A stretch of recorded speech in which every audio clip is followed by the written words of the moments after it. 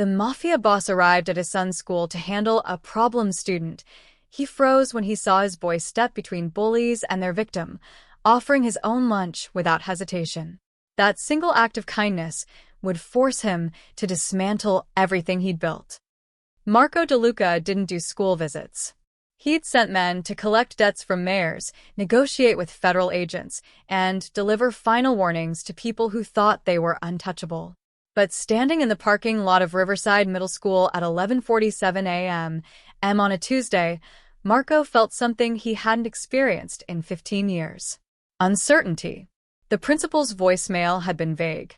"Mr. DeLuca, we need to discuss ongoing incidents involving your son.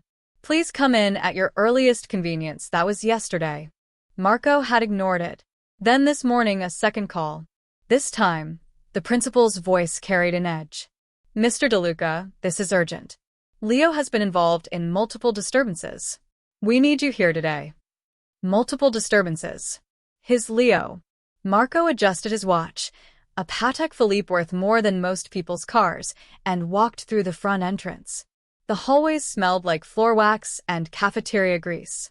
Lockers lined the walls in faded blue rows. A handmade poster about kindness hung crookedly near the office. Marco's polished leather shoes clicked against linoleum that had seen better decades. "I'm here to see Principal Hayes," Marco told the secretary, a tired woman with reading glasses on a chain. She looked up, startled by his presence, or maybe by the way he carried himself. Marco knew the effect he had. 6'2", broad shoulders beneath a tailored charcoal suit, silver threading through his dark hair at the temples. He looked like money. Old money. The kind people didn't question. "She's expecting you," the secretary said quickly. "But she's still in a meeting. Would you mind waiting, or—" "Where's the cafeteria?" Marco interrupted. "Down the hall, to the left, but lunch period is." Marco was already walking. He pushed through double doors and entered controlled chaos. 200 kids packed into a low-ceilinged room with long tables bolted to the floor. The noise hit him like a wave. Laughter, shouting, the clatter of plastic trays. Teachers stood along the perimeter, supervising without really watching. Marco scanned the room methodically, the way he assessed any unfamiliar territory. He spotted Leo within seconds. His son sat alone at a corner table, skinny frame hunched over a lunch tray. 12 years old and already carrying himself like he wanted to disappear. Dark curly hair, too long because Marco kept forgetting to schedule haircuts. Leo wore a wrinkled hoodie 2 sizes too big, probably one of Marco's old ones from the back of a closet. Marco started toward him, then stopped. 3 older boys, 8th graders, maybe, were surrounding a smaller kid 2 tables away. The kid had thick glasses, a stained shirt, and the look of someone who'd learned to expect cruelty. One of the older boys snatched something off his tray. A sandwich still wrapped.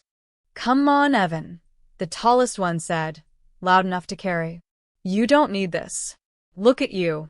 You could skip a few meals." Laughter rippled from nearby tables. Teachers at the far end didn't react. Maybe they didn't hear. Maybe they'd learned not to. The boy, Evan, sat frozen, staring at his empty tray. Then Leo stood up. Marco's breath caught. His son walked directly toward the group, no hesitation, no fear. The cafeteria noise seemed to dim. Leo stepped between Evan and the older boys, his back to the victim, facing the bullies. "Give it back," Leo said. His voice didn't waver. The tall boy blinked, surprised. "What?" "His sandwich. Give it back." "Mind your business, DeLuca." Leo held out his own tray. Untouched food, a full lunch. "Take mine instead." "Leave him alone." Marco stood perfectly still, 20 feet away, invisible in the crowd of standing students and moving staff. His son was offering his own food. Negotiating. Protecting someone weaker. The tall boy looked at Leo's tray, then at his friends, calculating. "You're weird, man. You know that." "Yeah," Leo said quietly. "I know." The bully took Leo's tray and walked off, his friends following. Evan stared up at Leo, mouth open, sandwich still clutched in his hands. "You didn't have to do that," Evan whispered. It's just food, Leo said, sitting down across from him. Eat. Marco watched his son sit with empty hands while Evan ate. Leo didn't look around for approval. Didn't call a teacher. Didn't make a scene. He just stayed there, present, like standing between someone and cruelty was the most natural thing in the world. And Marco, who'd built an empire on fear, who'd taught men that weakness was death, who'd never once in his adult life second-guessed his own ruthlessness, felt something inside him crack. This wasn't the son he'd expected. This wasn't the son he'd raised. Or maybe it was. Maybe Leo had been this person all along, and Marco had been too buried in his own world to notice. A teacher finally approached Leo's table. "Leo, where's your lunch?" Wasn't hungry, Leo said. The teacher frowned but didn't push. She moved on. The cafeteria noise resumed its normal volume. Life continued. Marco turned and walked back toward the office, his mind spinning.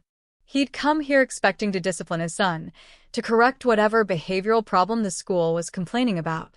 He'd imagined Leo acting out, getting in fights, maybe showing early signs of the DeLuca temper. Instead, he'd witnessed something that didn't fit into any framework Marco understood. Selflessness. Protection. Sacrifice. His son had given away his only meal to stop someone else's suffering. Marco reached the office just as Principal Hayes opened her door. She was a woman in her 50s, gray hair pulled back, exhaustion written in the lines around her eyes. "Mr. DeLuca," she said, extending a hand. "Thank you for coming." Marco shook it, his expression neutral. "Professional. You said there were incidents." Yes. "Please, come in." He followed her into a cramped office that smelled like old coffee. She gestured to a chair. Marco sat, every instinct telling him to control this conversation before it controlled him. But for the first time in years, Marco DeLuca wasn't sure what he was walking into. And he had a feeling his son was about to change everything. Principal Hayes settled behind her desk and opened a manila folder stuffed with papers. She looked at Marco with the careful expression of someone who dealt with difficult parents before, but wasn't quite sure which category he fell into. "Mr. DeLuca, I'll be direct. Leo has been involved in 7 separate lunchroom incidents over the past 3 weeks." Marco kept his face blank. 7. Yes, she pulled out a stapled report. Confrontations with older students. Disruptions during lunch periods. Yesterday, he was shoved into a table hard enough that we had to ice his shoulder. Marco's jaw tightened. He was injured. Minor bruising. He refused to go to the nurse. Hayes folded her hands. "Mr. DeLuca, I need to understand what's happening at home. Is Leo acting out because of stress? Changes in family circumstances? What exactly is he doing in these incidents?" Marco asked, ignoring her question. Hayes hesitated. "He's intervening. Placing himself between other students and their conflicts." Conflicts, Marco repeated. "You mean bullying?" A flicker of discomfort crossed her face. "We prefer to call them peer disagreements." "I prefer to call things what they are." Marco leaned forward slightly. "My son is protecting another student. That's what you called me in for." "It's not that simple." "It sounds simple." Hayes exhaled slowly. "Mr. DeLuca, I understand your son's intentions may be good, but he's creating liability issues for the school. When he involves himself in these situations, he becomes part of the problem. We've had parents complain. The other boys' families are well established in this community, and—" "Show me the footage," Marco interrupted. "Excuse me? You have cameras in the cafeteria. Show me what happened." Hayes stiffened. "I don't think that's—" "Show me." Marco's voice didn't rise, but something in his tone made her reach for her computer. She turned the monitor, so he could see. The video was black and white, slightly grainy, time-stamped from 4 days ago. Marco watched his son eating alone. Then 3 boys approached a smaller kid. Evan, Marco now knew. One boy grabbed food. Another knocked a book off the table. Leo stood and walked over. Words were exchanged. One of the older boys shoved Leo backward. Leo didn't retaliate. He just stood up and positioned himself between them and Evan again. A teacher finally noticed and intervened, but only after Leo had already taken the hit. Play another one, Marco said. Hayes clicked through files. A different day. Same pattern. Leo protecting Evan. Taking insults. Absorbing aggression. Never throwing a punch. Never running away. One more, Marco said. This footage was from last week. This time, Leo didn't just protect Evan. He sat with him through the entire lunch period after the bullies left. 2 kids, alone at a table in a sea of social groups. Marco sat back. In any of these videos, does my son start the confrontation? No, but does he throw a punch? No.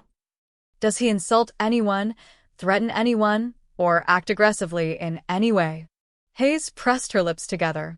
Mr. DeLuca, the point is you called me in because my son has a conscience. Marco stood, his full height suddenly making the small office feel smaller. Those boys are terrorizing another child, and instead of protecting the victim, you're punishing the one student brave enough to do something about it. We have protocols, Hayes said, her voice rising defensively. We can't have students taking matters into their own hands. If Leo would just report the incidents to a teacher. He shouldn't have to. Marco placed both hands on her desk, leaning in. Where are the teachers when this happens? I watched that first video. 3 adults in that room, and not one noticed until my son was already hurt. Hayes flushed. We're understaffed. We do our best with. Your best isn't good enough. Silence filled the office. Hayes looked down at her desk, and for a moment, Marco saw past the bureaucratic defensiveness. She looked tired, overwhelmed, scared even. Mr. DeLuca, she said quietly, I have 200 students in that cafeteria during lunch. For teachers supervising. We've had funding cuts every year for the past 5 years. I can't be everywhere. I can't stop everything. She looked up at him, and her eyes were wet. But if something happens to Leo because he keeps doing this, if one of those boys really hurts him, it becomes a legal nightmare for everyone. I'm trying to protect your son. Marco threatened. He understood fear when he saw it. She wasn't his enemy. She was just trapped in a system that didn't work. Then protect the other boy too, Marco said. His name is Evan. Hayes blinked. We're monitoring the situation. Monitor harder. Marco walked to the door, then paused. My son won't stop protecting that kid. That's who he is. So either you fix the problem or I will. And trust me, Principal Hayes, you want to be the one who fixes it. He left before she could respond. Outside, Marco's hands were shaking. Not from anger. From something much more dangerous. Pride. Marco didn't go to his car immediately. Instead, he walked to the far end of the parking lot where a line of trees bordered the school property. From there, he had a clear view of the front entrance. He checked his watch. 2:47 p.m., and school ended at 3. He leaned against an oak tree, hidden in the shade, and waited. His phone buzzed twice. Text messages from his second-in-command, Vincent. Problems that needed attention. A shipment delayed at the port. A restaurant owner behind on protection payments. The usual fires Marco put out daily. He ignored them all. At 3:02, the doors burst open and kids poured out like water from a broken dam. Backpacks, shouting, the chaos of freedom. Marco scanned the crowd until he found Leo walking slowly down the steps alone.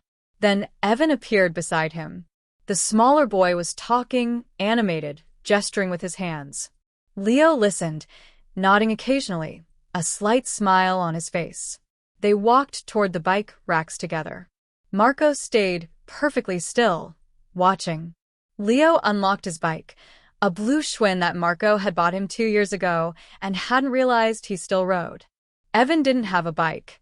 He just stood there, clutching his backpack straps. You sure you're okay walking? Leo asked. Marco could barely hear them from this distance, but the wind carried their voices. Yeah, Evan said. It's only like 15 minutes. 15 minutes is long. Evan shrugged. I'm used to it. Leo was quiet for a moment, then pulled his backpack off and dug through it. He produced a granola bar and held it out. For later, in case you get hungry before dinner. Evan stared at the bar like it was made of gold. Leo, you already gave me your lunch. You don't have to. Just take it, Leo said, pressing it into Evan's hand. Please. Evan's eyes welled up. He wiped them quickly with his sleeve. Why are you so nice to me? Leo looked uncomfortable, the way 12-year-olds do when faced with genuine emotion. I'm not that nice. Nobody should have to deal with those guys alone. Everyone else just watches. I know. Leo adjusted his bike's handlebars, not meeting Evan's eyes. That's why I can't. They started walking together, Leo pushing his bike, Evan beside him. Marco followed at a distance, moving between parked cars, staying out of sight. Years of surveillance work made it easy. He heard fragments of their conversation. My mom's working late again. Double shift. Yeah, at the diner. She won't be home until after midnight. What about dinner? There's some cereal left, I think. Marco's chest tightened. They reached the edge of school property, where the sidewalk split. Leo stopped. You sure you're good from here? Yeah. Thanks for walking with me. Evan hesitated. Lao? Tomorrow, if those guys come back. They'll come back, Leo said matter-of-factly. You don't have to keep doing this. You're gonna get really hurt. Leo was quiet for a long moment. Then, he said something that made Marco's blood run cold. My dad's dangerous. Like, really dangerous. I know people think he's just an import-export or whatever, but I'm not stupid. Leo's voice dropped. I see the guys who come to our house. I hear the phone calls. And I keep thinking, what if one day he just disappears? What if someone decides he's too dangerous and he stopped? I can't control what he does. But I can control what I do. And I'm not going to be the kind of person who watches bad things happen and does nothing. Evan didn't say anything. He just nodded. I'll make sure you eat tomorrow too, Leo promised. Okay. Okay. They bumped fists, and Evan walked away alone down a street lined with rundown houses and chain-link fences. Leo stood there watching until Evan turned a corner and disappeared. Then he got on his bike and rode in the opposite direction, toward their neighborhood, where houses had gates and security systems. Marco stayed frozen behind a minivan, his son's words echoing in his skull. My dad's dangerous. What if one day he just disappears? I can't control what he does. Leo knew. Not everything, but enough. Enough to be afraid. Enough to lie awake wondering if his father would come home. And instead of becoming hard like Marco, instead of accepting cruelty as the way of the world, Leo had chosen the opposite path. He'd chosen to be the person who stood between the weak and the wolves. Marco pulled out his phone and called Vincent. Boss, we've got. I need information on a family, Marco interrupted. Last name's probably connected to a kid named Evan, 12 years old, attends Riverside Middle School. Mother works late shifts at a diner. Find out everything, where they live, financial situation, any debts, any problems. How deep do you want me to go? Marco watched his son disappear down the street, pedaling toward a home where he lived in fear of his own father's disappearance. All the way down, Marco said. And Vincent? I need this by tomorrow morning. He ended the call and walked to his car, a black Mercedes that cost more than Evan's family probably made in 2 years. Marco sat behind the wheel, but he didn't start the engine. He just sat there in the school parking lot, realizing that his 12-year-old son was a better man than he'd ever been. And that scared him more than any enemy ever had. Marco hadn't slept. He'd gone home, eaten dinner with Leo, who'd barely touched his food, and retreated to his study. At 11 p.m., he'd poured a scotch. At 2 a.m., the bottle was half empty and Marco was still staring at the ceiling, his son's words playing on repeat. What if one day he just disappears?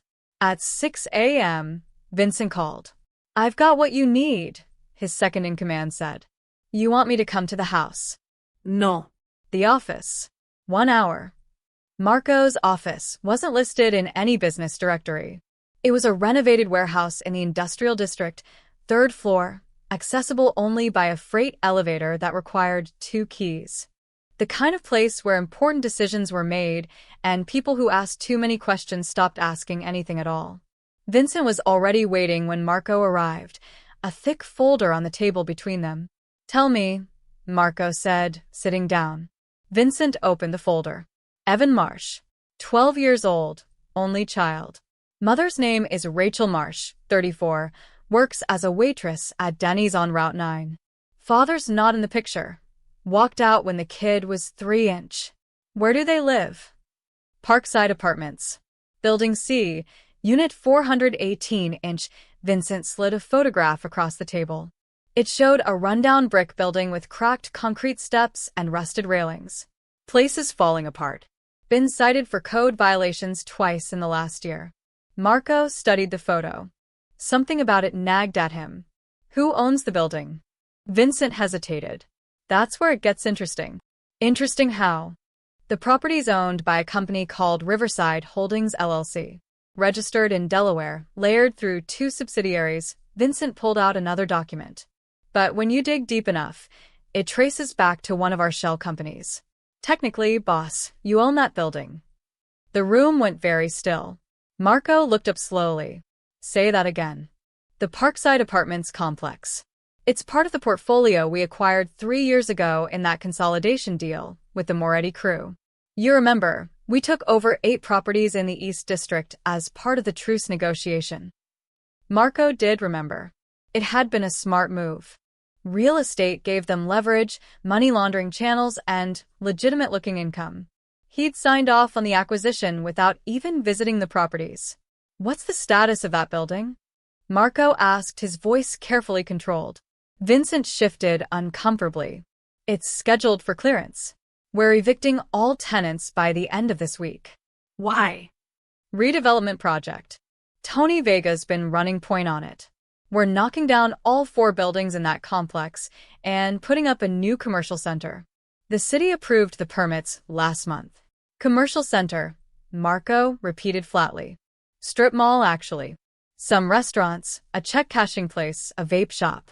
But the real operations underneath, we're building out a distribution hub in the basement level. Perfect for moving product. The whole thing looks legitimate on paper. Marco sat back in his chair. When's the eviction? Friday. 3 days from now. We've already served notices. Most tenants have cleared out, but there's about 6 families left who are dragging their feet. Rachel Marsh is one of them. Why haven't they left? Vincent shrugged. No money, probably. Moving costs money. First month, last month, security deposit on a new place, that's 3 months rent up front. Most of these people are living paycheck to paycheck. He pulled out another paper. Rachel Marsh is 2 months behind on rent as it is. She can't afford to leave, but she can't afford to stay either. Marco's hands curled into fists on the table. So in 3 days, that kid and his mother are homeless. That's the situation, yeah. And then what? They go to a shelter? If they're lucky, Vincent closed the folder. Boss, if you're thinking about stopping this eviction, we've got a problem. Tony's already lined up contractors. We've got deposits down, permits filed, investors expecting returns. This project's locked in. If we back out now, it raises questions inside the organization and outside it. What kind of questions? The kind that make people wonder if you're going soft. The kind that make rivals think you're distracted. Vincent leaned forward. This is a multi-million-dollar operation. We pull out, we lose money and reputation. Other crews start thinking they can push back on our deals. Marco stood and walked to the window. Below, the city was waking up. Traffic building. People going to jobs, schools, lives. Evan Marsh was down there somewhere, probably hungry, walking to school while his mother slept after a midnight shift. And in 3 days, they'd have nowhere to go. Because of Marco. The kid, Marco said quietly, still staring out the window. What's he like? Evan. Vincent sounded confused by the question. I don't know, boss. He's just a kid. My son thinks he's worth protecting. Vincent was silent for a moment. Boss, what's this really about? Marco turned around. I saw Leo yesterday. At school. He gave away his lunch to protect this kid from bullies. Not because someone told him to. Not because he wanted something in return. He did it because it was right. That's good, Vincent said carefully. It's better than good, Marco said. It's everything I'm not, boss. My son is terrified I'm going to disappear one day. He knows what I am, Vincent. He's 12 years old, and he already knows his father is a monster. Marco's voice cracked slightly. And he's so scared of becoming like me that he's trying to be the opposite. Even if it gets him hurt. Vincent stood slowly. What do you want to do? Marco looked down at the folder, at the photo of the deteriorating building, at the eviction notice with Rachel Marsh's name on it. I want to stop the eviction, Marco said. You know what that means. I know exactly what it means. Marco met Vincent's eyes. But I just found out my business is destroying the one person my son cares about protecting. So you tell me, Vincent, what kind of father does that make me? Vincent had no answer. Marco picked up the folder. Set up a meeting with Tony Vega. Today. And find out everything about that redevelopment project. I want to know who else is involved and how deep this goes. And if it can't be stopped quietly. Marco's jaw tightened. Then it gets stopped loudly. Marco told Vincent he'd meet him later and left the office alone. He drove across the city in his Mercedes, then parked 3 blocks away from Parkside Apartments. He opened the trunk and pulled out a worn jacket, a baseball cap, and a pair of scuffed work boots he kept for occasions when looking like Marco DeLuca was a liability. In 2 minutes, he transformed from mafia boss to anonymous working-class man. He walked the remaining blocks, collar up, cap low. The morning was cold, gray clouds threatening rain. The neighborhood deteriorated with each step, cracked sidewalks, graffiti-tagged walls, corner stores with bars on the windows. Parkside Apartments loomed ahead like a monument to municipal neglect. 4 identical brick buildings arranged in a square around a courtyard filled with dead grass and broken playground equipment. Building C was the worst, water stains running down the facade, several windows covered with plastic instead of glass, the front door hanging crooked on its hinges. Marco climbed the concrete steps, each one cracked and crumbling. The lobby smelled like mildew and old cigarette smoke. The elevator had an out-of-order sign that looked years old. He took the stairs to the 4th floor. The hallway was dim, half the overhead lights dead. He heard a television blaring through one door, a baby crying through another. Unit 418 was at the end of the hall. Marco stopped a few feet away. Through the thin door, he heard voices. Raised voices. Can't give you what I don't have. A woman's voice, strained with exhaustion and desperation. Then I suggest you find it. A man's voice, cold and bureaucratic. You've been served notice.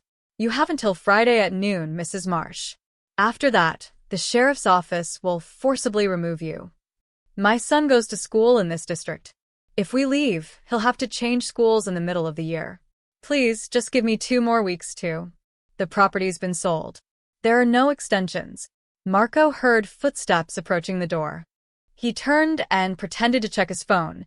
Just another resident in the hallway. The door opened, and a man in a cheap suit emerged. Property management, probably contracted by Tony Vega's people. He didn't even glance at Marco before heading toward the stairs. The door to 418 started to close. Wait, Marco said. The door stopped. A woman's face appeared in the gap. Rachel Marsh. She looked younger than 34, but worn down by life. Dark circles under her eyes, hair pulled back in a hasty ponytail, still wearing her waitress uniform from the overnight shift. Yes, she said warily. Marco realized he hadn't planned what to say. I'm sorry, I live down the hall. I heard the conversation.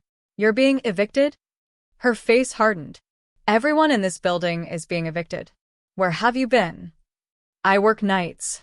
I'm not here much. The lie came easily. Friday, he said. Friday at noon. Rachel's eyes filled with tears, but she blinked them back angrily. 3 days to find a new place, pack everything and move. With money I don't have, she laughed bitterly. You know what an apartment costs now?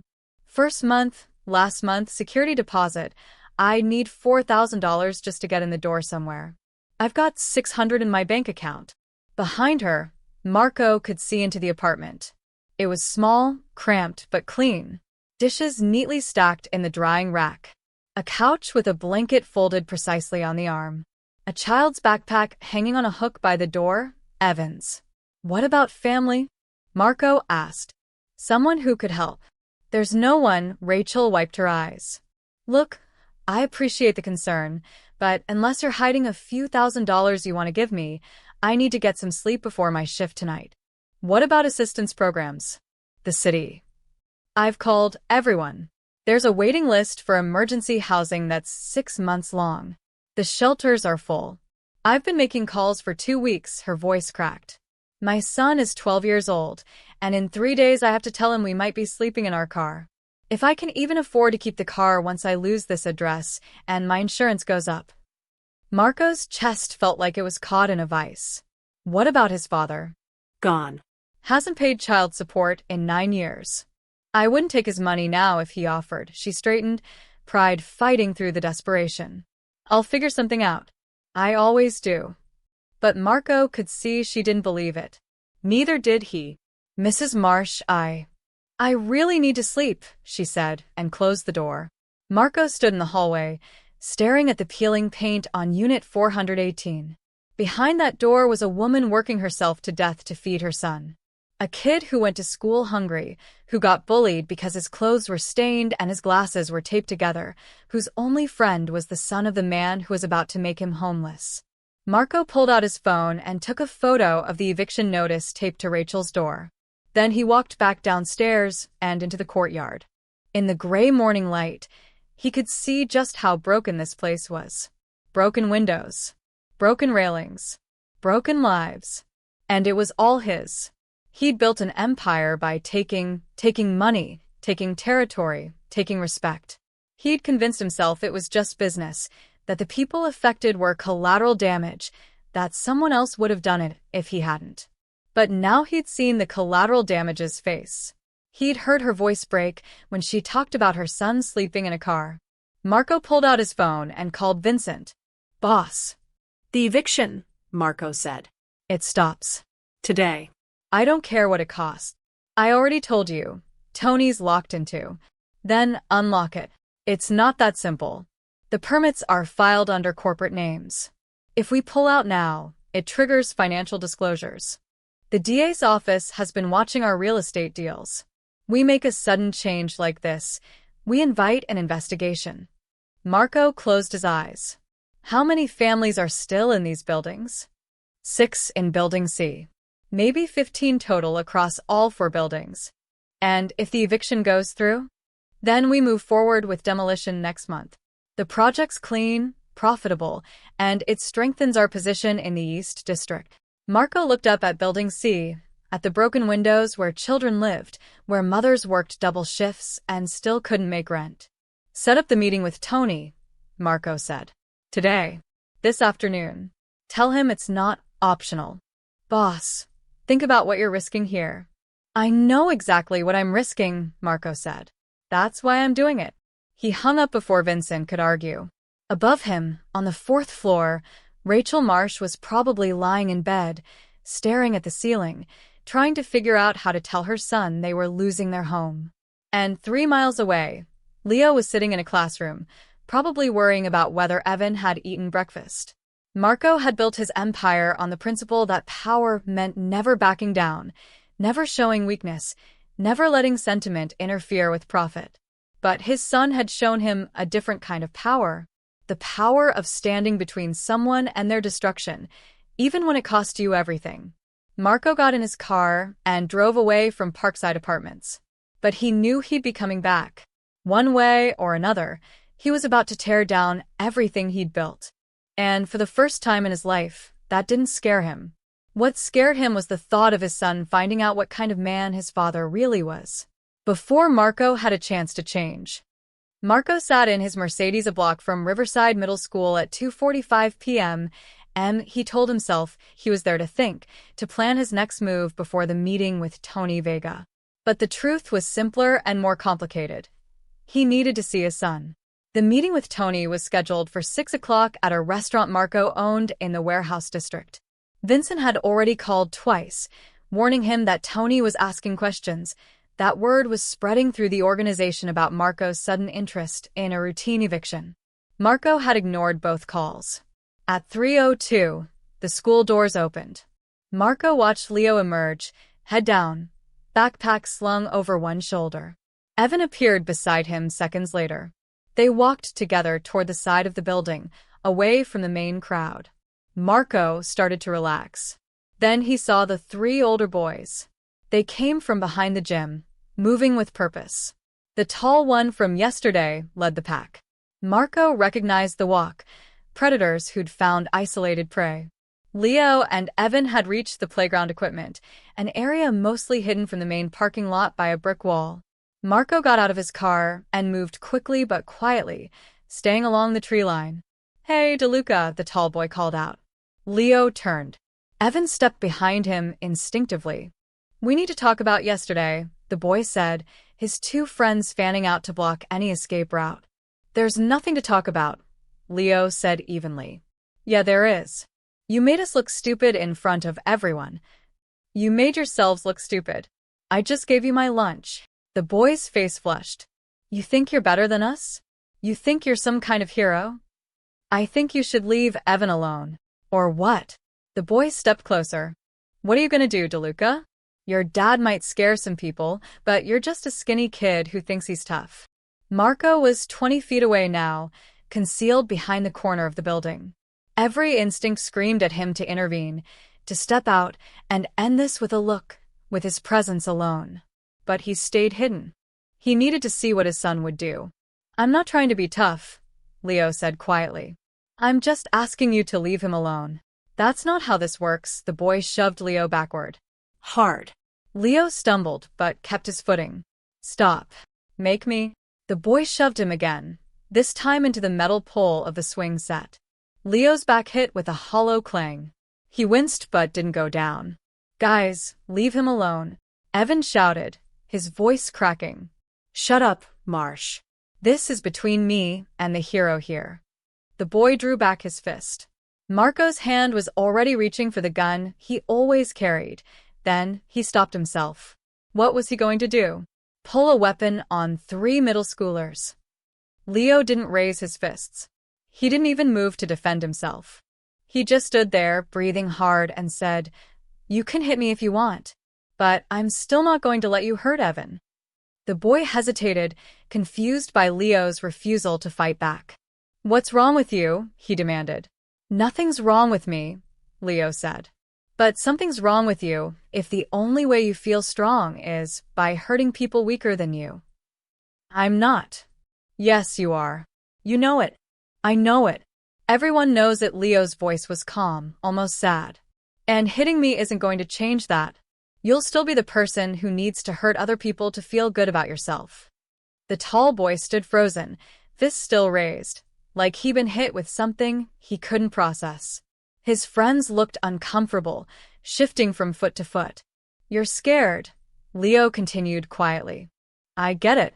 Maybe things are hard at home. Maybe you're getting picked on by someone bigger. I don't know. But Evan didn't do anything to you. He's just trying to survive, like everyone else." "You don't know anything about me," the boy said, but his voice had lost its edge. "You're right. I don't. But I know hurting people doesn't make anything better." For a long moment, nobody moved. Then a teacher's voice cut through the tension. "What's going on here?" The 3 boys scattered immediately, jogging away toward the parking lot.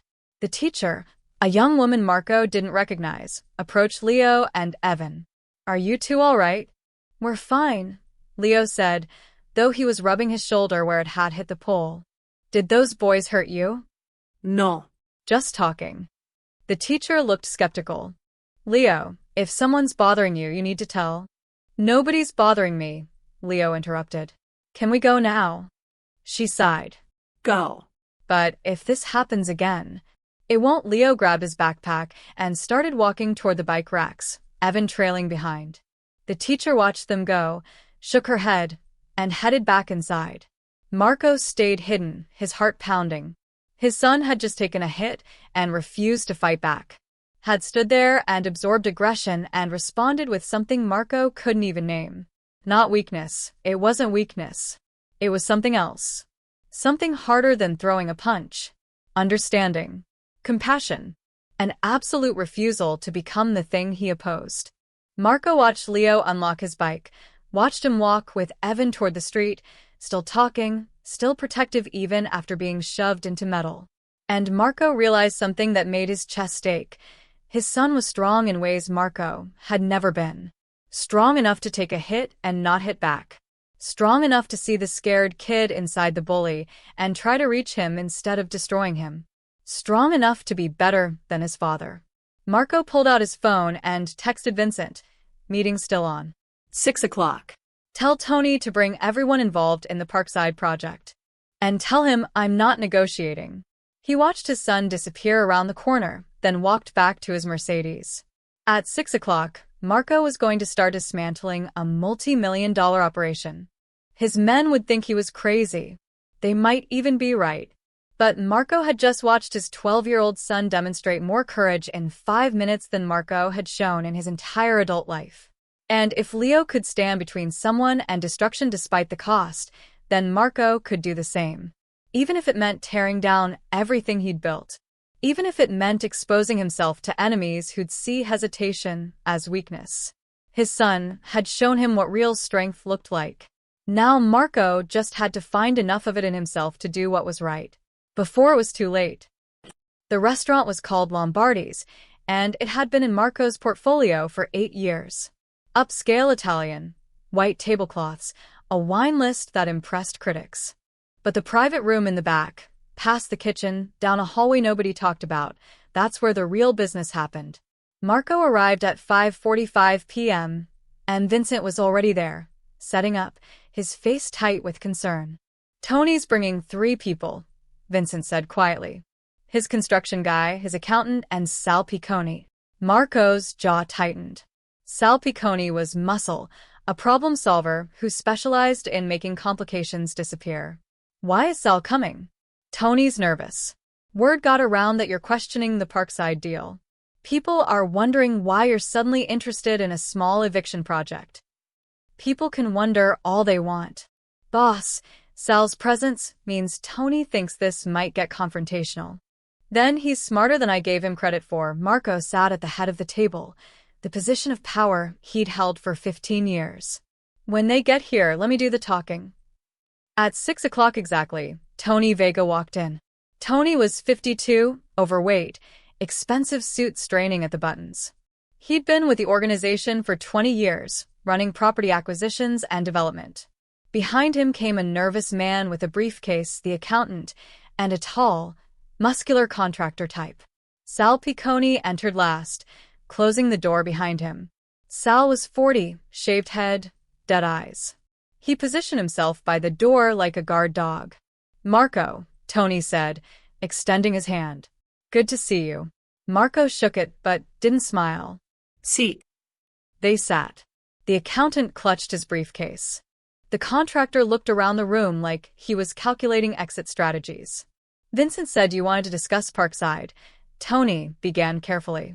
I brought the relevant parties so we can address any concerns. I'm stopping the evictions, Marco said. Silence dropped like a guillotine. Tony blinked. I'm sorry, what? The Parkside apartments. The evictions end. Today. The families stay. Tony glanced at Vincent, then back at Marco. Marco, we got contracts. Permits. Investors. We can't just.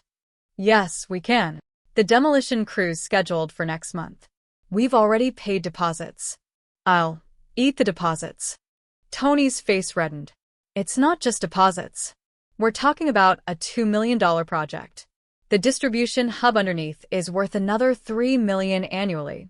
You're telling me you want to throw away $5 million?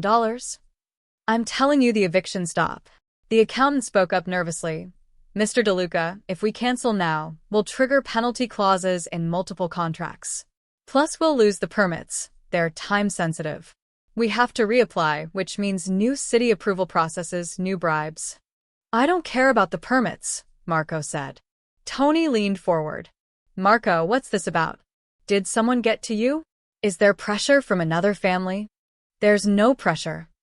Then why? Tony's voice rose. We did everything right on this deal. It's clean, profitable, and strategic. Why are you killing it? Marco met his eyes. Because there are families in those buildings who have nowhere to go. The room went very still. Tony stared at him. You're joking? Do I look like I'm joking? Marco, since when do we care about? Tony stopped himself, realizing how his sentence was going to end. Since when do we care about collateral damage? Marco finished for him. That's what you were going to say. Tony's face paled. I didn't mean. You did mean it. And you're right. We never cared before. Marco stood and walked to the window overlooking the parking lot. But things change. Things change. Tony looked at the others, then at Vincent. Vincent, what the hell is going on? Vincent said nothing. Marco. Tony tried again, his voice taking on a pleading edge. Listen to me. If we back out of this deal now, people will ask questions. Other crews will hear about it. They'll start thinking you're losing your edge, that you're getting soft. And when people think you're soft, they start testing you. You know how this works. I know exactly how it works. Then you know what I'm saying is true. Tony stood now too. We pull out of Parkside, we show weakness. And weakness gets people killed in our business. Marco turned from the window. You're right. It does. So let me ask you something, Tony. Those families we're evicting, the single mothers, the kids, the people living paycheck to paycheck, what happens to them on Friday when the sheriffs show up? They find somewhere else. Where? I don't know. Shelters. Family. That's not our problem. Not our problem, Marco repeated quietly. A 12-year-old kid is about to become homeless because of a deal I signed, and that's not our problem. Tony's eyes narrowed. This is about a specific kid. Marco didn't answer. Jesus Christ, Tony breathed. This is personal. Marco, you're making a business decision based on one kid. I'm making a decision based on being able to look at myself in the mirror. Sal spoke for the first time, his voice like gravel. Mr. DeLuca, with respect, mirrors don't pay the bills. And they don't keep rivals from thinking they can move on our territory. Marco looked at Sal. You think stopping an eviction makes me weak. I think mercy makes you vulnerable, Sal said flatly. And I think cruelty makes you empty. Marco moved back to his chair but didn't sit. Here's what's going to happen. We're transferring ownership of the Parkside complex to a non-profit housing foundation. The families stay. Rent gets restructured to affordable rates. We take the loss. The non-profit's going to look suspicious, the accountant started. Make it clean, Marco interrupted. Set it up through enough layers that it can't trace back. I don't care how much it costs. Tony stood abruptly, his chair scraping against the floor. Marco, I've been with you for 20 years. I've never questioned your decisions. But this is insane. You're risking everything we've built over some bleeding heart. Watch your next words very carefully, Marco said softly. Tony froze. The threat in Marco's voice was unmistakable. This decision is made, Marco continued. You can either execute it or I'll find someone who will. And if I refuse, then you're out. And we'll have a very different conversation about your future in this organization. Tony's face went through several shades of red. You'd throw me out? After 20 years? Over this? I'd throw out anyone who can't follow orders. Marco's voice was steel. The question is, can you follow orders? The tension in the room was suffocating. Sal's hand had moved slightly toward his jacket. Vincent had positioned himself between Marco and the others, ready to intervene. Finally, Tony exhaled. You're making a mistake. Maybe. But it's my mistake to make. Tony grabbed his coat. Fine. I'll execute it. But when this blows up in your face, don't say I didn't warn you. He looked at the accountant and contractor. Let's go. They filed out. Sal lingered at the door, looking at Marco with something between confusion and concern. Then he left too. The door closed. Vincent turned to Marco. That went better than I expected. Tony's going to talk, Marco said. Within 24 hours, everyone in the organization will know I backed out of a profitable deal. And they'll start wondering if I'm losing my grip. Vincent was quiet for a moment. Are you? Marco thought about his son standing in that playground, taking a hit, refusing to fight back, choosing compassion over cruelty. Maybe, Marco admitted. Or maybe I'm finally getting it. Marco didn't go home after the meeting. He drove aimlessly through the city, windows down despite the cold, trying to clear his head. Vincent had called twice. Marco ignored both calls. At 9:30 p.m., his phone rang again, this time from a number he didn't recognize. He almost didn't answer. Mr. DeLuca? A woman's voice, professional but urgent. This is Riverside Middle School's emergency contact line. There's been an incident involving your son. Marco's blood went cold. What kind of incident? Leo was injured during after-school activities. He's at Mercy General Hospital. They're asking for a parent or guardian too. Marco was already moving, the phone pressed to his ear as he ran to his car. How badly is he hurt? I don't have those details, sir. You'll need to speak with the hospital directly. Marco hung up and drove 15 miles in 9 minutes. The emergency room was fluorescent bright, smelling like antiseptic and anxiety. Marco burst through the doors, his composed Mafia boss facade cracking completely. Leo DeLuca, he told the intake nurse. My son. Where is he? She checked her computer. Room 4. Through those doors, turn left. Marco found the room, with his heart hammering. He pushed through the curtain and stopped. Leo sat on an examination table, his left arm in a sling, a nasty bruise spreading across his cheek. A nurse was cleaning a scrape on his forehead. Leo looked up as Marco entered, and something flashed across his face. Fear. Not of his injuries. Of Marco. Dad. Leo said quietly. What happened? Marco's voice came out harsher than he intended, adrenaline still flooding his system. The nurse looked between them. Your son has a sprained wrist and some bruising. Nothing's broken. The doctor will be in shortly, too. What happened? Marco repeated, this time looking directly at Leo. Leo's good hand gripped the edge of the examination table. It was an accident. That's not a bruise from an accident. Mr. DeLuca, the nurse interjected gently, perhaps we should wait for the doctor to explain? I'm asking my son. The nurse hesitated, then quietly left the room, pulling the curtain closed behind her. Marco moved closer. Leo wouldn't meet his eyes. Tell me what happened. It was after school. Some guys were bothering Evan again. I tried to stop them. Things got physical. How physical? Leo shrugged with his good shoulder, then winced. They pushed me. I fell wrong. Hit the pavement. Marco felt rage building in his chest, the old familiar response, the one that solved problems with violence. He could find those boys. He could find their families. He could make sure they understood what happened when you hurt a DeLuca. Then he looked at his son's face and saw something worse than the bruises. Leo was afraid of what Marco would do. Are you going to hurt them? Leo asked, his voice barely a whisper. What? The boys who did this. Are you going to hurt them? Or their families? Leo's eyes finally met Marco's, and they were filled with tears. Please don't. They're just kids. Stupid kids, but still just kids. Marco pulled a chair over and sat down heavily. You're in a hospital, and you're worried about protecting the people who put you here.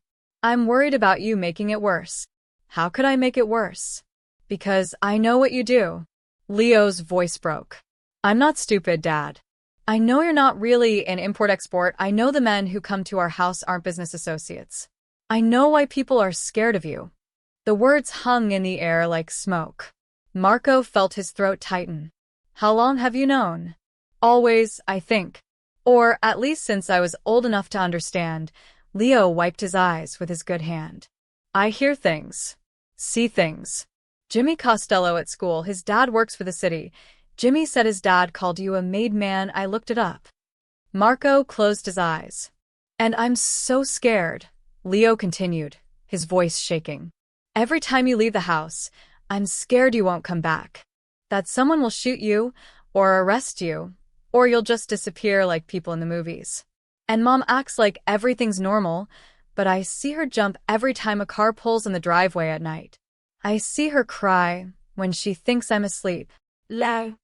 And the worst part? Leo's tears were flowing freely now. The worst part is I'm scared I'll become like you.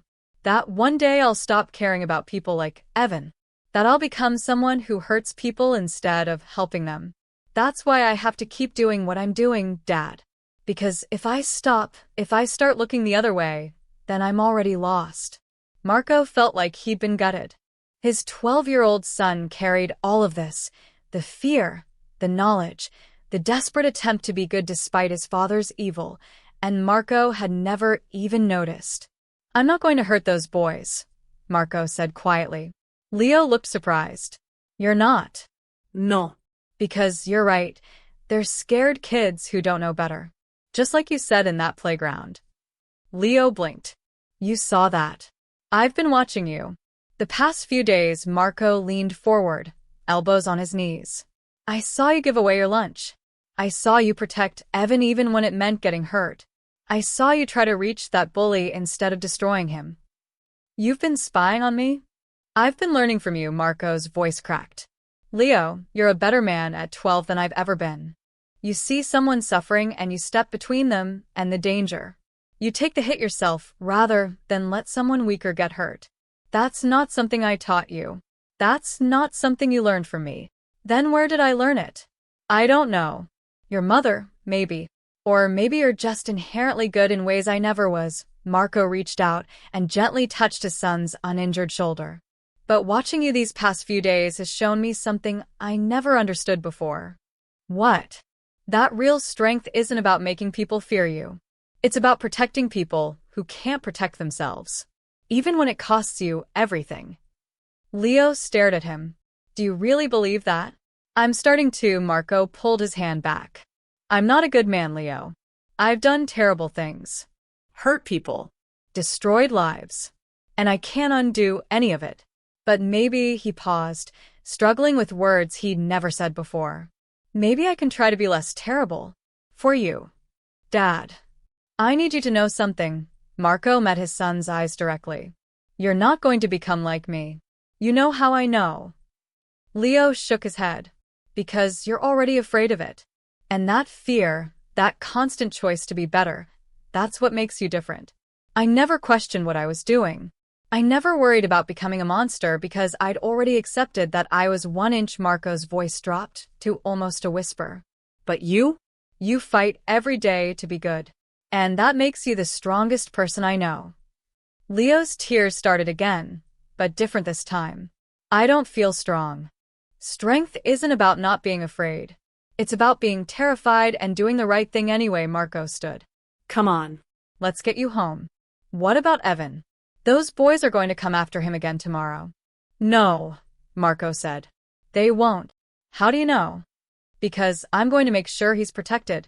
Not with violence. Not with threats. But with something better. Leo looked confused. What? Marco thought about the meeting with Tony, about the eviction he'd stopped, about the entire organization that was probably questioning his sanity right now. I'm going to fix the things I broke, Marco said. Starting with the reason Evan's in danger in the first place. I don't understand. You will. But right now, let's just get you home. The doctor came in, checked Leo over, and discharged him with instructions for the sprain. Marco drove his son home in silence, both of them processing everything that had been said. When they pulled into the driveway, Leo turned to him. Dad? Thank you. For not being angry. For understanding. Marco looked at his son, bruised, injured, still worried about everyone except himself. Thank you, Marco said, for showing me what I should have been all along. That night, after Leo went to bed, Marco sat in his study and made a decision that would change everything. He was going to dismantle his empire. Not all at once. Not recklessly. But piece by piece, he was going to become someone his son didn't have to fear. Even if it killed him. Marco got the call at 6:45 a.m. Boss, we got a problem. Vincent's voice was tight. The Moretti crew showed up at Parkside. They've got men inside the complex. Marco was already reaching for his jacket.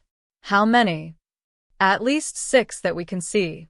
They're talking to the remaining tenants, making offers. What kind of offers? Relocation money. They're telling people they'll cover moving costs if the families sign over any legal claims to the property. Marco's blood went cold. They're trying to take the building. Looks that way. Word must have gotten out that we paused the eviction. They're moving in while we look weak. I'm 10 minutes away. Marco grabbed his keys. Don't engage until I get there. He made it in 7. Parkside Apartments looked different in the early morning light, less like a monument to neglect and more like a battlefield. 2 black SUVs were parked in the courtyard. Marco counted 5 men standing outside Building C, their expensive coats and watchful postures marking them as Moretti soldiers. Vincent was waiting by Marco's Mercedes, his hand resting inside his jacket where Marco knew he kept his gun. They're on the 4th floor now, Vincent said quietly. Talking to the Marsh family. Something primal surged through Marco. How long have they been up there? 5 minutes. Boss, we need to. Marco was already walking toward the building. Boss, wait. 2 Moretti soldiers moved to intercept him at the entrance. Marco recognized one, a heavy-set man named Carmine who'd been with the Moretti family for decades. Marco DeLuca, Carmine said, not quite smiling. Funny seeing you here. Get out of my way. This is neutral ground. We're just having conversations with some folks about their housing situation. The building's mine. For now, Carmine's smile widened. But we heard you're getting out of the property business. Thought we'd help these poor families with their transition. Marco stepped closer, his voice dropping to a lethal quiet. I'm going to say this once. Get your people out of my building, or I'll remove them myself. That'd be a mistake. You really want to start a war over some tenants? Try me. Carmine's smile faded. He pulled out his phone and made a call, his eyes never leaving Marco's face. A moment later, men started emerging from the building. 4 of them, led by Tommy Moretti himself, mid-40s, expensive suit, the false charm of a snake oil salesman. Marco. Tommy called out like they were old friends. I heard you were having a crisis of conscience. Thought I'd help ease the burden. You thought you'd steal my property. Steal's such an ugly word. I prefer acquire during a moment of strategic hesitation. Tommy gestured at the building. Word is you're going soft. Backing out of profitable deals because you're worried about hurt feelings. That true? Vincent had moved up beside Marco now, along with 3 of Marco's men who'd been watching from nearby vehicles. The 2 groups faced each other in the courtyard, tension crackling like electricity. What I do with my property isn't your business, Marco said. It is when it creates a power vacuum. Tommy lit a cigarette, casual but calculated. See, when a man like you starts making emotional decisions, it makes people nervous. Makes them wonder if you're still sharp enough to hold your territory. And when people wonder, opportunities open up. This isn't an opportunity. It's a mistake. We'll see. Tommy took a drag. I've already got signed agreements from 3 families in this complex. They're happy to relocate for the generous compensation we've offered. By end of business today, I'll have this whole property tied up legally. Marco felt the old rage building, the instinct to solve this with violence, to make Tommy Moretti regret ever stepping foot on DeLuca property. He could feel his men waiting for the signal, ready to turn this courtyard into a war zone. Then he thought about Leo, lying in that hospital bed, begging him not to hurt the kids who'd injure him. They're just scared kids who don't know better. Tommy Moretti wasn't a scared kid. He was a predator who'd sensed weakness and pounced. But starting a war here, now, with families watching from windows above, that would make Marco exactly what his son feared he was. Vincent, Marco said quietly. How much cash do we have accessible? Vincent blinked. In the ready accounts? Maybe 200,000 inch. Get it. All of it. Marco turned to Tommy. How much are you offering these families? Tommy's smile flickered with confusion. 5,000 per unit. Moving costs, security deposits, first month's rent. I'll give them 10,000. Each. Plus I'll pay their rent at the new location for 6 months. The courtyard went silent. What? Tommy said. You heard me. Any family that wants to leave gets $10,000 and 6 months of rent paid, no strings attached. Any family that wants to stay gets the same money plus their rent here restructured to affordable rates. Marco looked up at the windows where he could see faces watching. Their choice. But they get compensated either way. You're insane, Tommy breathed. Maybe. But I'm making a better offer than you. So, unless you want to get into a bidding war you'll lose, I suggest you leave. Tommy's face darkened. This isn't over, Marco. You're showing weakness. Blood in the water. Other crews are going to come circling. Let them. You're willing to start a war over this dump? Marco stepped closer, his voice dropping to where only Tommy could hear. I'm willing to end one. Right here, right now, if you don't walk away. Because, unlike you, I'm not here for profit. I'm here because that building contains people I've decided to protect. And I'll do whatever it takes to keep that promise. Tommy searched Marco's face, looking for the bluff, the angle, the game. But Marco wasn't playing. His expression was stone-cold certainty. Finally, Tommy stepped back. You've lost your mind. Probably. This makes you look weak. I don't care. Tommy laughed, a harsh, disbelieving sound. You really don't, do you? Jesus, Marco. What happened to you? Marco thought about his son's bruised face, about the fear in Leo's eyes every time he left the house, about 12 years of a child wondering if his father was a monster. I grew a conscience, Marco said. Get off my property. Tommy shook his head, flicked his cigarette away, and gestured to his men. Let's go. This place isn't worth dealing with crazy. The Moretti crew loaded into their SUVs and drove away. The courtyard was silent except for the wind. Then, slowly, doors began opening above. Faces appeared in windows. Rachel Marsh stepped out onto the fourth-floor walkway, staring down at Marco with an expression he couldn't read. Vincent moved beside him. Boss, that was expensive, Marco finished. Get the money. Start processing payments today. And Vincent. Yeah. Find out who leaked that we were backing out of the development.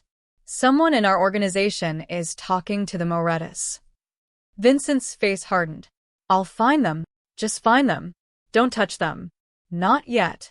Marco looked up one more time at Rachel Marsh, still standing on the walkway. He gave her a slight nod. Not an apology, because he couldn't apologize for everything his business had done. But an acknowledgement. A promise. Then he walked back to his car. He'd just made himself look weak to every crew in the city. He'd spent money he'd never recover. He'd probably started internal whispers about his competence. But as he drove away from Parkside Apartments, knowing that Evan Marsh wouldn't be homeless on Friday, knowing that his son's friend would be safe, Marco felt something he hadn't experienced in 20 years. He felt clean. It wouldn't last. He knew that. There would be consequences. Challenges to his authority. Maybe even attempts on his life. But for this one moment, driving away from a building full of people he'd chosen to protect instead of exploit, Marco DeLuca felt like someone his son didn't have to fear. And that was worth any price. Marco sat in a leather chair in the office of Richard Chin, the best attorney money could buy, and one of the few lawyers who asked no questions about the source of his client's wealth. Richard was 60, distinguished, with silver hair and reading glasses perched on his nose. He'd been reviewing documents for the past 20 minutes while Marco waited in silence. Finally, Richard looked up. This is highly irregular, he said. Can you do it? Legally restructure ownership of a multi-million-dollar property complex through a non-profit foundation in a way that's completely clean and untraceable to you. Richard leaned back. Yes. But it's going to be expensive, complicated, and it will take time. How much time? To do it properly? 3 weeks. Maybe 4-inch. You have 48 hours. Richard's eyebrows rose. Marco, that's not. 48 hours, Marco repeated. The families in those buildings need to know they're safe before the weekend. And I need this done in a way that doesn't trace back to me, not to law enforcement, not to rival crews, and especially not to anyone inside my organization. Why this secrecy from your own people? Because someone's leaking information. Until I know who, I can't trust anyone. Marco leaned forward. Can you do it in 48 hours or not? Richard was quiet for a long moment, then nodded slowly. I'll need to bring in 2 associates I trust. We'll work around the clock. But Marco, this kind of rush job increases risk. If there's even one loose thread, it could unravel the entire structure. Then don't leave loose threads. It's going to cost you. Not just in legal fees. You'll need to capitalization the nonprofit properly, set up endowment funds, establish legitimate board members who won't ask questions. How much? Richard did mental calculations. All in? Probably 3 million. Maybe more. Marco didn't hesitate. Do it. Whatever it costs. And the ongoing costs? This nonprofit will need to actually function: property maintenance, management, rent collection at reduced rates. You're essentially creating a legitimate, affordable housing foundation. I know what I'm creating. Richard studied him over his reading glasses. Marco, I've represented you for 15 years. I've never asked about your business because it's not my place to ask. But this? He gestured at the documents. This is different. This is philanthropy. This is good. Marcos shifted uncomfortably. Don't read too much into it. I'm just saying, in 15 years of moving money for you, hiding assets, creating shell companies, structuring deals to avoid scrutiny, this is the first time you've asked me to do something that actually helps people. The families get stable housing. I get a property off my books that was causing problems. Everyone wins. Everyone wins, Richard repeated with a slight smile. Sure. That's all this is. Marco stood. How soon can you start? I already started when you walked in. I had my associates pull the Parkside property files as soon as you called. Richard began gathering documents. But Marco, I need to warn you, moving this fast, spending this much money, restructuring a major asset, it's going to raise questions. Both with authorities and with your business associates. I'm aware. Are you prepared for those questions? Marco thought about Tommy Moretti in that courtyard, about Tony Vega's anger in the restaurant, about the whispers that were undoubtedly spreading through the organization. I'll handle it, Marco said. And if you can't, then I'll deal with the consequences. Richard removed his glasses and cleaned them carefully. May I give you some advice? Attorney to client, but also man to man? Marco nodded. Whatever you're doing, whatever's caused this change, keep doing it. Because in 15 years, I've watched you become very wealthy and very powerful. But I've never seen you look like you did when you walked in here today. How do I look? Like a man who's found something worth protecting. Richard put his glasses back on. That's rarer than you think, especially in our world. Marco left the office without responding. He took the elevator down to the underground parking garage, where his Mercedes waited. Vincent was leaning against it, phone to his ear. He hung up when he saw Marco. Tony Vega's asking for a meeting, Vincent said. He says it's urgent. Tell him I'm busy. Boss, he's not the only one. Sal Piccone called. So did the Russo brothers. Everyone's hearing about the Moretti crew showing up at Parkside. They want to know what's happening. What did you tell them? That you're handling it. But they want details. They want to know if we're at war with the Morettis now, and if not, why you paid off tenants instead of fighting back. Marco unlocked his car. Schedule a full sit-down for tomorrow night. Everyone who has questions can ask them then. Vincent looked worried. Boss, a full sit-down means captains, lieutenants, senior soldiers. You're talking about 30 people. If they all start questioning your decisions, let them question. I'll have answers. Will they be answers they want to hear? Marco paused with his hand on the car door. Probably not, but they'll be the truth. And if the truth isn't enough, then I'll know who I can trust and who I can't. Vincent was quiet for a moment. You're really doing this. You're really willing to risk everything. Not everything, Marco corrected. I'm risking the empire I built. But I'm protecting something more important. What's more important than what we've built? Marco thought about Leo in that hospital bed, tears streaming down his face as he begged his father not to become the monster he feared. Being someone my son doesn't have to lie awake worrying about, Marco said quietly. He got in his car and drove away, leaving Vincent standing in the parking garage. 48 hours. That's all Richard needed to make the Parkside transfer clean and permanent. 48 hours until Evan Marsh and his mother had guaranteed housing that no one, not Marco, not the Morettis, not anyone, could take away. 48 hours until Marco took another step away from the man he'd been and towards someone his son might not have to fear. But first, he had to survive tomorrow night's meeting. 30 of his most dangerous associates, all demanding to know why their boss had suddenly developed a conscience. Marco had built his empire on the principle that mercy was weakness. Tomorrow night, he'd have to convince 30 hardened criminals that he was right to throw that principle away. And if he couldn't convince them, then he'd probably lose everything. Marco pulled into traffic, heading toward home where his son was recovering from injuries sustained while protecting someone weaker. Some risks were worth taking. Some battles were worth fighting. Even if you lost. Especially if you lost. Because losing while doing the right thing was still better than winning by doing the wrong one. His son had taught him that. Now Marco just had to survive long enough to prove he'd learned the lesson. Back in Richard Chen's office, the attorney was already on the phone with his associates, barking orders about foundation structures and expedited filings. He glanced at the documents Marco had left behind: property transfers, nonprofit bylaws, endowment structures. $3 million to house a dozen families. In any other context, it would be absurd. But Richard had seen the look in Marco DeLuca's eyes.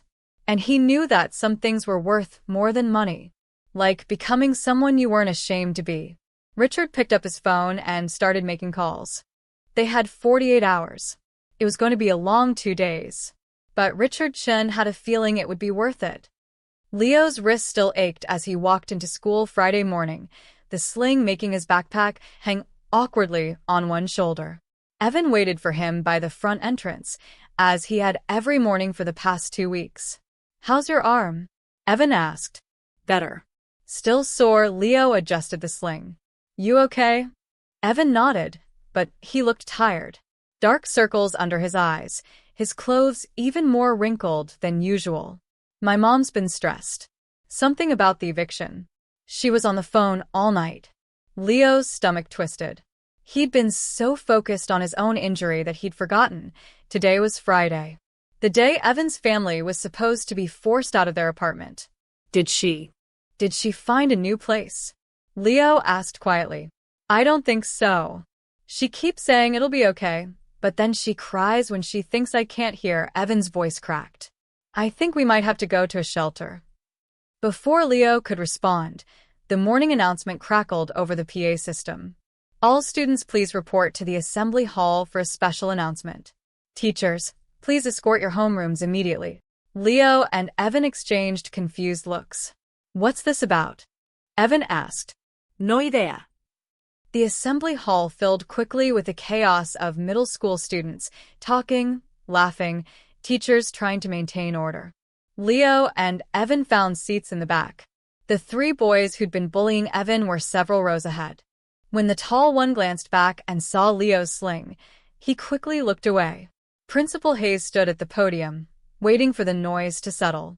She looked different than she had in her office earlier that week. Less exhausted, almost hopeful. "Good morning, students," she began once the room quieted. "I know this assembly is unexpected, but we have some important announcements to share. First, I want to address something that's been happening in our school." The room went very quiet. Over the past month, we've had reports of bullying in the cafeteria. Students taking food from others. Harassment. Intimidation. Hayes's voice was firm. "This ends today. Effective immediately, we're implementing a new zero-tolerance policy for bullying. Any student caught harassing others will face immediate consequences, including suspension." Murmurs rippled through the crowd. "Additionally," Hayes continued, "I want to recognize that some of our students have been coming to school hungry. That's unacceptable. No child should have to go through their day worried about where their next meal will come from." Leo sat up straighter. "Thanks to an anonymous donor," Hayes said, "we're launching a new lunch assistance program. Starting Monday, any student who needs it will have access to free breakfast and lunch. No questions asked. No paperwork. No stigma. You're hungry, you eat. It's that simple." The assembly hall erupted in whispers. Evan gripped the edge of his seat, his eyes wide. Furthermore, Hayes raised her voice over the noise. This donor has also funded an anti-bullying initiative. We'll have new counselors, peer mediation programs, and supervised lunch periods to ensure every student feels safe in this school. Leo looked around. Students were reacting differently, some excited, some indifferent, some clearly uncomfortable. The three boys who'd been targeting Evan were staring at their laps. "I want to be clear," Hayes said, her voice softening. "This isn't about punishment.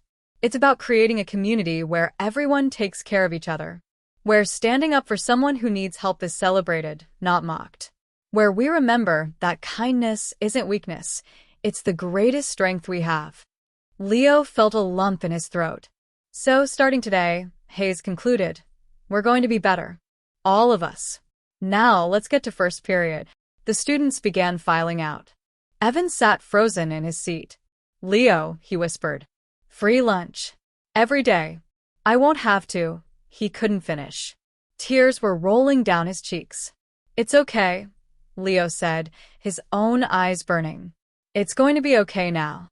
In the hallway, students clustered in groups, discussing the announcement. Leo overheard fragments of conversations. About time they did something. Who do you think donated all that money? My mom says we should find out and thank them." Leo's phone buzzed in his pocket. A text from his father. "How are you feeling? Wrist okay?" Leo stared at the message. His father had been different the past few days. Gentler. More present. Asking questions about school, about his injury, actually listening to the answers. "Wrist's fine. Something good happened at school today." The response came quickly. "Yeah? Tell me about it after school." Leo put his phone away, puzzled. His father never had time to hear about school. At lunch, Leo and Evan walked into the cafeteria together. The atmosphere felt different. Teachers positioned strategically around the room, actually paying attention. The three bullies sat at a far table, subdued, not bothering anyone. Evan approached the lunch line nervously. The cafeteria worker smiled at him. "What would you like, honey?" I don't have money today," Evan said quietly. "Don't worry about it." Principal Hayes explained the new program. "You just tell me what you want, and I'll get it for you." Evan's hands shook as he pointed to items. Chicken sandwich, apple, chocolate milk, a cookie. "Can I really have all this?" he asked. "Absolutely. You come back tomorrow too, okay? Every day. You eat." Evan carried his tray like it held treasure. He and Leo sat at their usual table, but this time they weren't alone. Two other kids joined them, quiet kids who'd also been eating alone. "Is it true?" one asked. "About the free lunch?" "It's true," Evan said, still staring at his full tray. For the first time since Leo had known him, Evan ate without fear, without checking over his shoulder, without rationing every bite in case it was his last meal until dinner. He just ate and smiled. Leo watched his friend's face transform from anxiety to relief to something like joy, and he felt his chest tighten. Someone had done this. Some anonymous donor had given Evan and kids like him the simple dignity of eating without shame. Leo wondered who it was. He wondered if he'd ever get to thank them.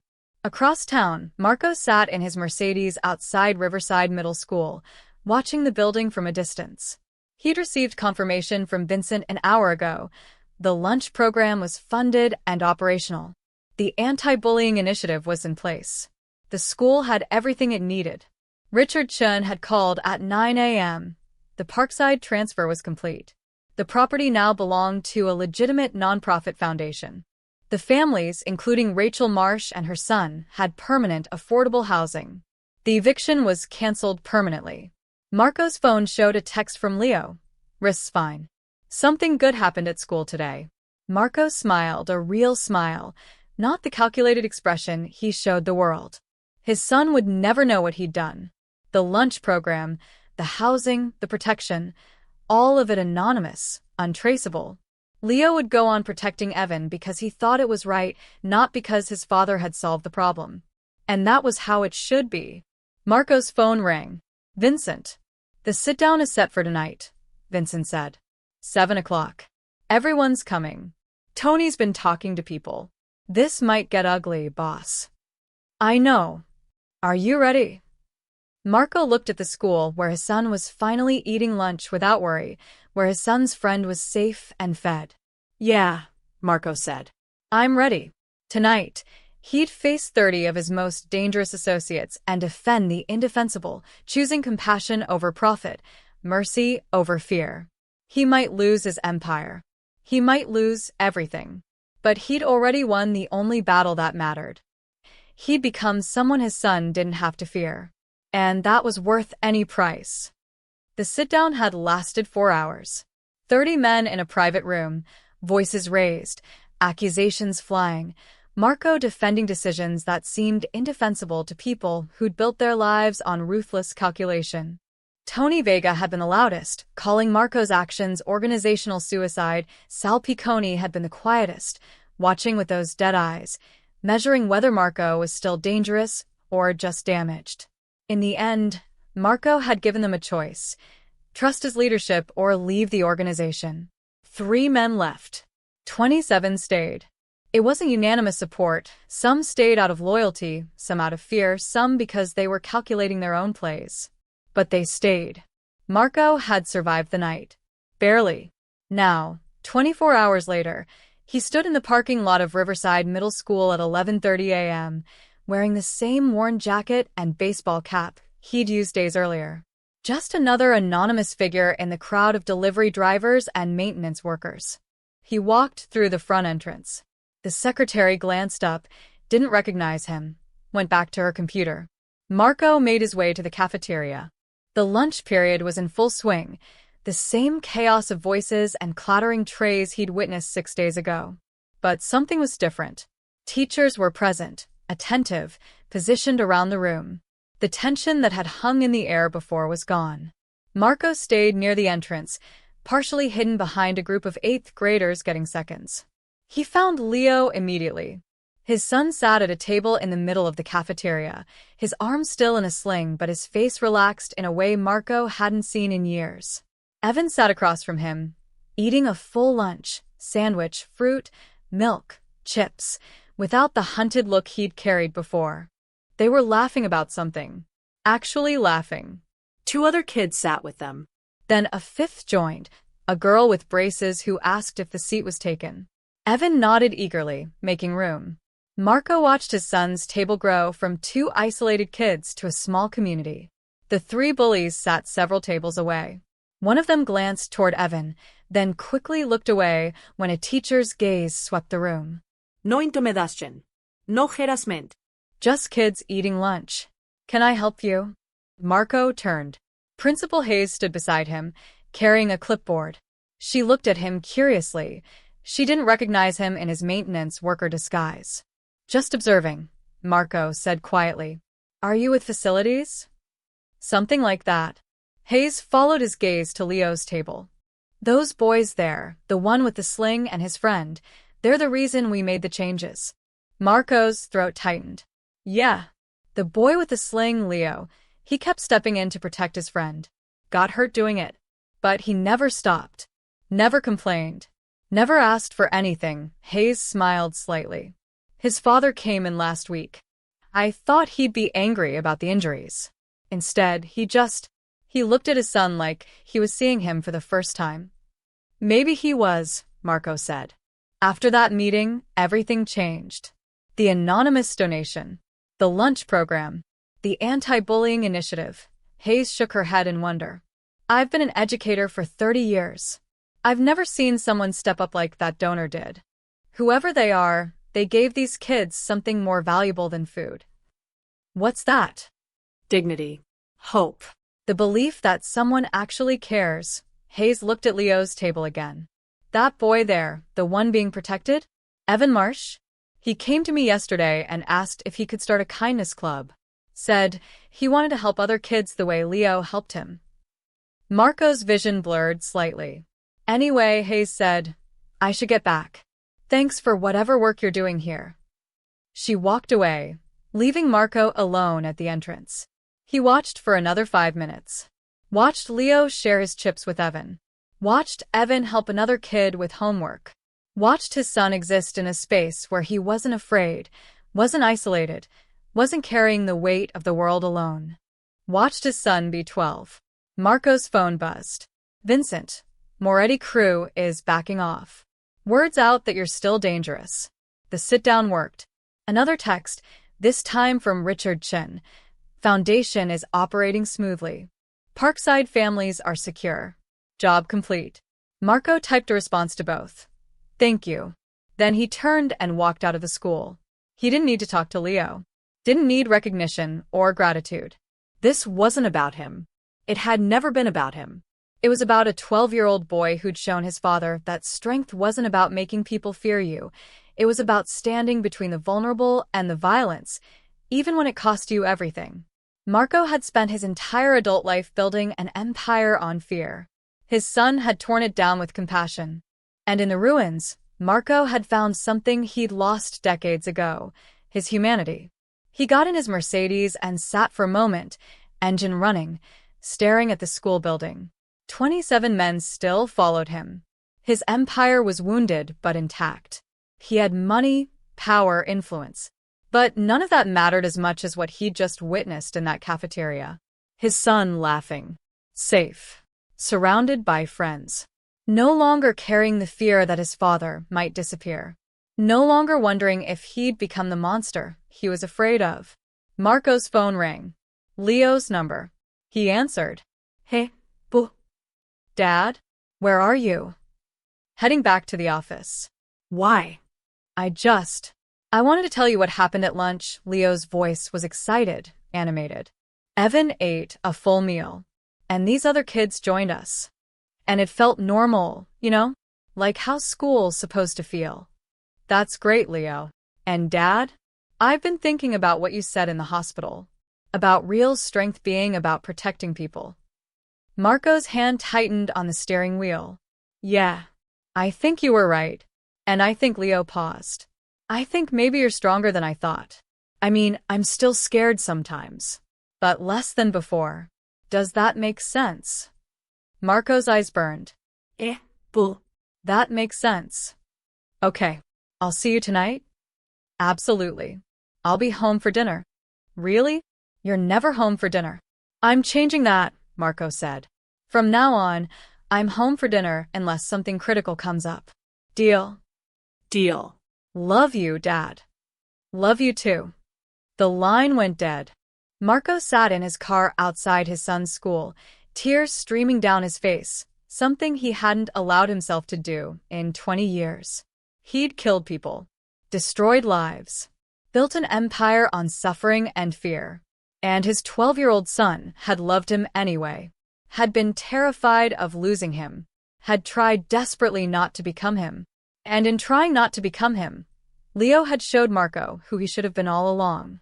Marco pulled out of the parking lot and drove toward home, not to his office, not to another meeting, not to put out another fire in his criminal empire. Home, where he'd have dinner with his son, where he'd continue the slow, painful process of becoming someone worthy of that love. The empire would survive or it wouldn't. Rivals would challenge him or they wouldn't. Men would follow him or they'd leave. None of it mattered as much as being home for dinner. Marco DeLuca, feared Mafia boss, ruthless businessman, man who'd built a fortune on other people's suffering, smiled through his tears as he drove toward the only thing that had ever really mattered. His son. Who'd shown him that real power wasn't about making people fear you. It was about giving people hope. And hope, Marco had finally learned, was worth more than any empire. The end. In the cafeteria at Riverside Middle School, Leo DeLuca laughed with his friends, his arm healing, his heart lighter than it had been in years. He didn't know about the anonymous donations, the restructured properties, or the empire his father was slowly dismantling to become a better man. He just knew his dad had promised to be home for dinner. And for the first time in a long time, Leo believed him. Sometimes the biggest changes happen in the smallest moments. Sometimes the strongest men are the ones brave enough to change. And sometimes, a 12-year-old boy can save his father's soul simply by showing him what real courage looks like. Marco had witnessed something in that cafeteria 6 days ago that had left him speechless. His son's compassion. And in the days since, That compassion had changed everything. Not loudly. Not dramatically, but completely.